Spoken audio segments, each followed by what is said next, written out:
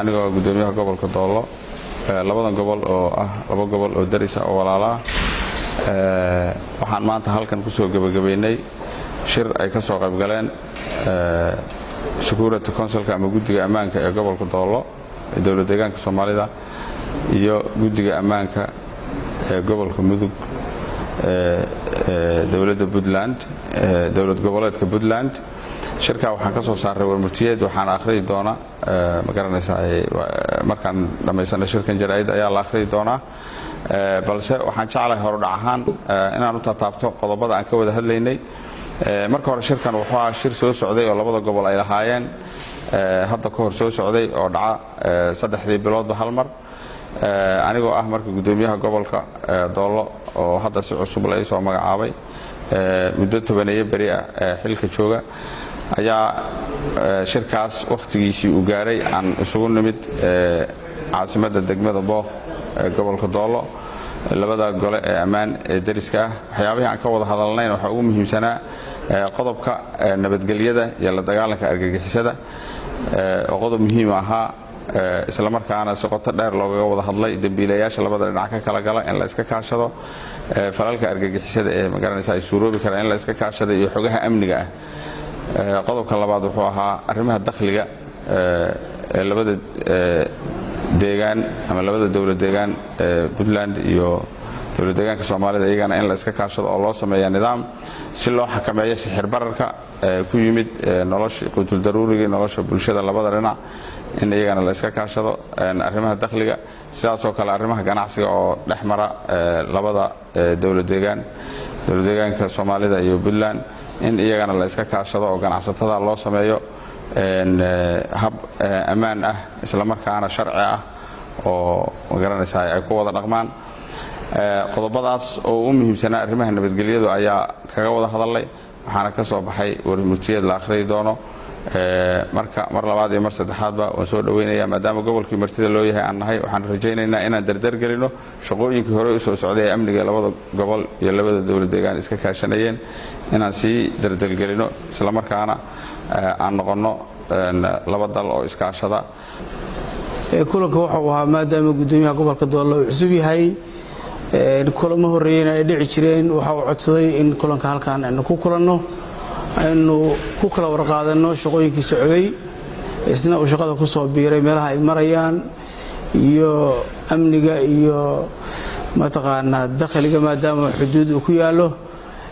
waxyaabo muqaadaraadka oo bulshada dhib ku ah sidii ina looga hortagi lahaa si guud sidii loo wada shaqayn lahaa xogahaas inaynu ku kala warqaadano kulan aad u dheer buu ahaa oo guddiga amniga gobolka Mudug iyo guddiga amniga Doolo oo gudoomiyaha gobolka hogaaminayo ayaa runtii ka soo qayb galay waxa ka soo baxay warmurtiyeed oo inuu akhrin doono maayirka magaalada Gaalkacyo ujeedku waxa weeye inaan uga mahad celino gudoomiyaha iyo tiimkiisa sidii qiimaha lahayd ee inoo soo dhaweeyeen waxaanu ku ballanay kulamada noocan in la joogteeyo in aad iyo aad guddiga amniga si dhow uga warhayaan uga shaqeeyaan maamulka gobolkuna mataqaana shaqadooda si laba jibaaraan waxaanoo ballanaa shaqo waxaanoo ballanaa la dirirka muqaadaraadka waxaanoo ballanaa la dirirka argixisada iyo cid walba oo amniga lid ku ah gudoomiyaha adiga iyo tiimkaaga waa idinka mahad celinaa mahadsantahay oo horumarka ku saabsan oo sida ganacsiga sicir bararka iyo sidii la isaga kaashan lahaa iyo muqaadaraadka iyo laftiga dambiyo lagu galo runtii waxaan isleenahay muhiimad weyn baa laga gaaray ama shirkan ujeedadii laga lahaa waa laga gaaray waxaan diyaar u nahay dhinaceena inaan wixii ka soo baxay fulino qiimo kasta ay ku kacayso dhibka ka jira ka dhac halkan waxaan isugu yimaanay inaan ka wada hadalno maamulka gobolka dawlad goboleedka Puntland iyo dowladda deegaanka Soomaalida mas'uuliyiinta labada gobol ee Mudug iyo Doolo saraakiisha ciidamada labada qaybood ama labada dowlad deegaan ee gobolada ku matala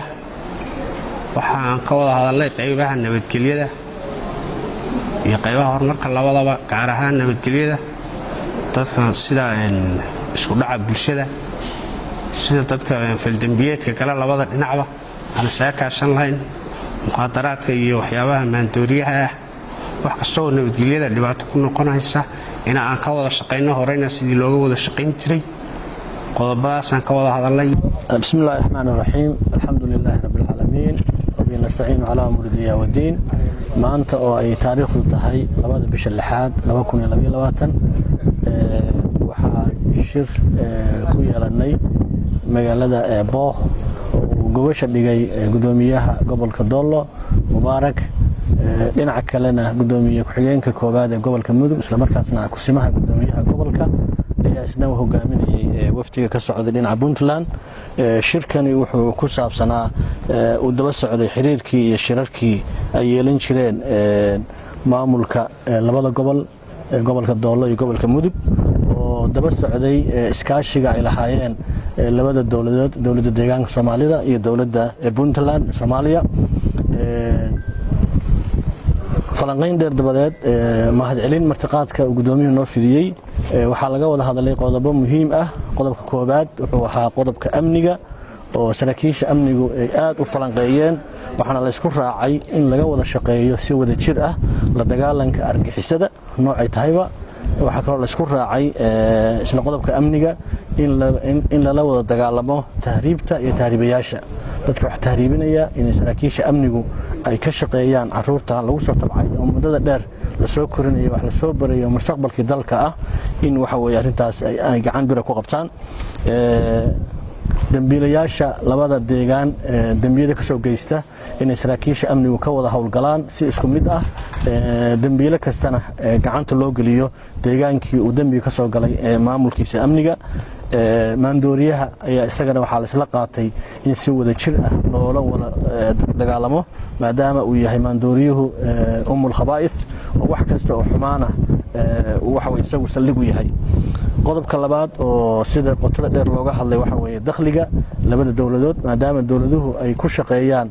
dakhli ka soo baxa ilaha dakhliga in iyagana la wada ilaaliyo dakhliga waxa lagu heshiiyay in dib u habeyn lagu sameeyo dakhliga si wada jir ah ayna ka wada shaqeeyaan hay'adaha dakhliga ee labada maamul lana xoojiyo marinada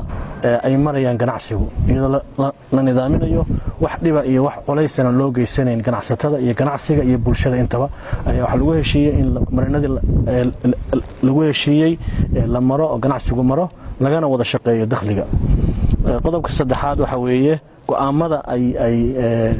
cadaaladu gaarto ama maxkamaduhu gaaraan oo labada dhinacba laga gaaro in isku mid ah looga fuliyo go'aankii